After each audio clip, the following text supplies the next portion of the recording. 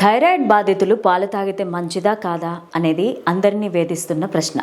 దీనిపైన వైద్యులు ఏం చెప్తున్నారో తెలుసుకుందాం. మహిళలతో పాటు పురుషులు కూడా థైరాయిడ్ సమస్య బారిన పడుతున్నారు. మందులతో పాటు కొన్ని రకాల ఆహారపు అలవాట్లతో థైరాయిడ్ సమస్యకు చెక్ పెట్టొచ్చని వైద్య నిపుణులు చెబుతున్నారు. థైరాయిడ్ గ్రంథి తగినంత థైరాయిడ్ హార్మోన్లను ఉత్పత్తి చేయకపోవడం లేదంటే అధికంగా ఉత్పత్తి చేయడం వల్ల థైరాయిడ్ సమస్య ఏర్పడుతుంది.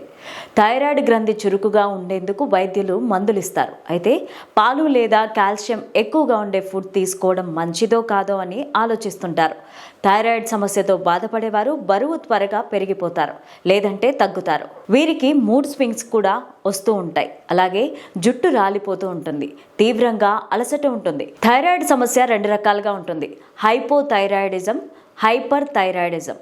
హైపోథైరాయిడిజం వల్ల బరువు పెరుగుతారు. హైపర్ థైరాయిడిజం ఉంటే బరువు తగ్గి సన్నగా మారుతారు. పాలలో అయోడిన్ ఉంటుంది. ఈ సందర్భంలో ఇది థైరాయిడ్ గ్రంథిని చురుకుగా ఉండేందుకు సహాయపడుతుంది. అదే సమయంలో బలవర్ధకమైన పాల ఉత్పత్తుల్లో విటమిన్ డి ఉంటుంది.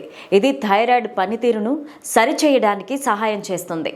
ఇది టీఎస్హెచ్ స్థాయిని సరిచేస్తుంది. పాల ఉత్పత్తులను పలుమార్లు తీసుకోవడం మేలు. పాలు తాగడానికి ఏమాత్రం భయపడాల్సిన అవసరం లేదు. ప్రతిరోజు గ్లాసుడు పాలు తాగడం అలవాటు చేసుకుంటే మంచిది.